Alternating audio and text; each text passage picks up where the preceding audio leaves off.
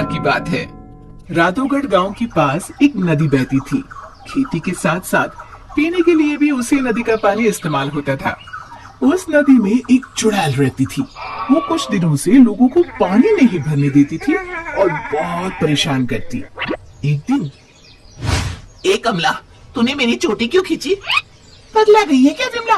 मैं भला तेरी चोटी क्यों खींचूंगी? झूठ मत बोल, यहाँ हम दो ही तो हैं। अरे अरे, वो देखो, हमारी मटकी का पानी कौन गिरा रहा है? रास्ते में उन्हें भुवन मिला, जो बैलों को पानी पिलाने नदी लेकर जा रहा था। क्या हुआ? इस तरह क्यों भाग रही हो जैसे भूत पीछे पड़ गया हो? हाँ दादा, भूती है नदी पर, सच में। भक, मैं ही मिला चुहल करने के लिए। दरन हो गई जिनैया, मैं कैसी करूं?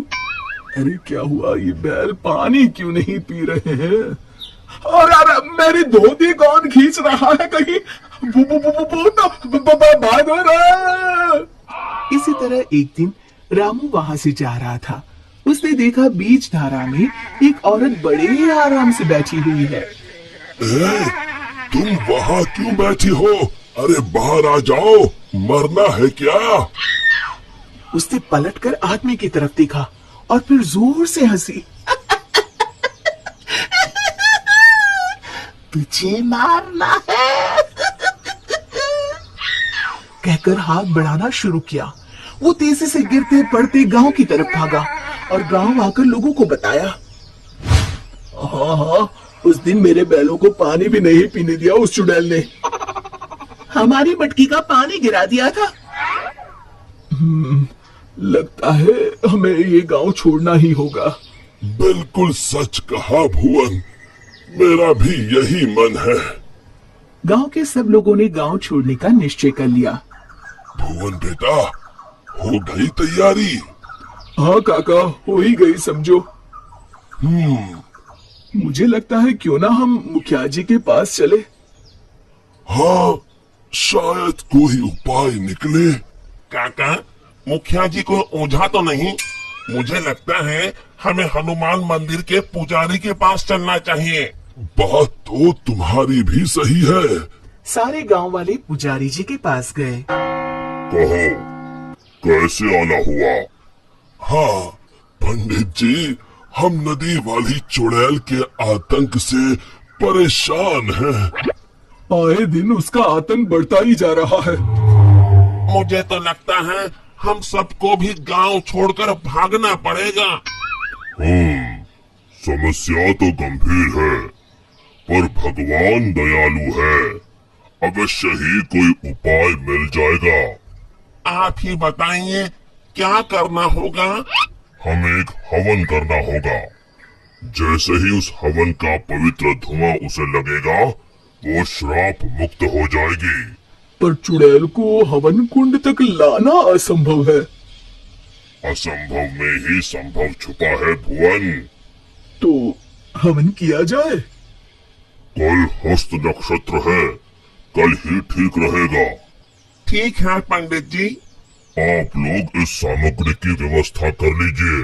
मैं ब्रह्म मुहूर्त में वहाँ पहुँच जाऊंगा। हम सब भी पहुँच जाएंगे। हवन कुंड तैयार है। मैं जल लेकर आता हूँ नदी से। किसकी मौत आई है जो मुझे सोते ही जगाने चला आया?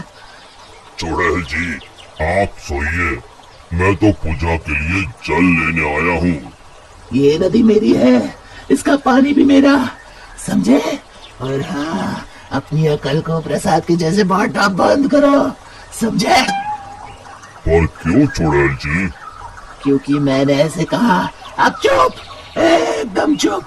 चुड़ैल जी, क्यों ना एक शर्त लगाई जाए। जो हारेगा उसे दूसरे की बात माननी पड़ेगी। बोलो, मंजूर है?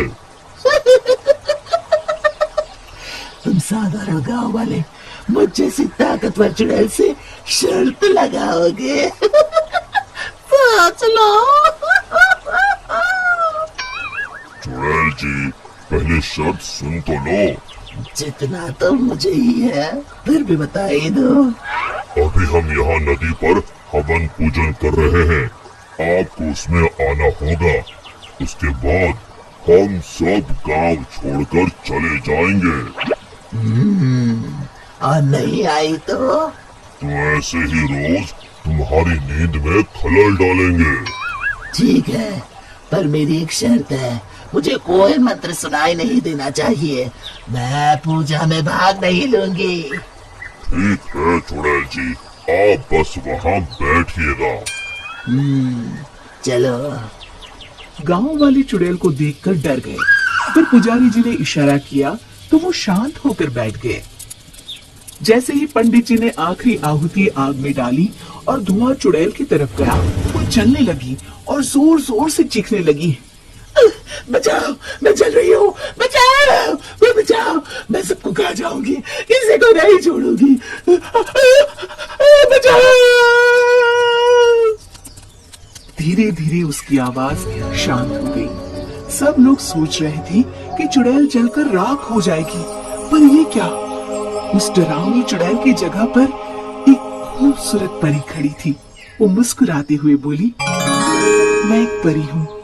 एक शाप के कारण मुझे चुड़ैल बनना पड़ा। आज आपके कारण मैं शाप मुक्त हो गई हूँ। अब मैं परी लोग जाऊंगी। उससे पहले एक वरदान देना चाहती हूँ। मांगो, क्या मांगती हो? अगर कुछ देना है तो ऐसा वरदान दो कि इस नदी का पानी कभी न सूखे। तथास्तु कहकर परी उड़ गई। फिर सब खुशी खुशी रहने लगे। शिक्षा, समस्या की जड़ तक पहुंचे बिना हार नहीं मानना चाहिए।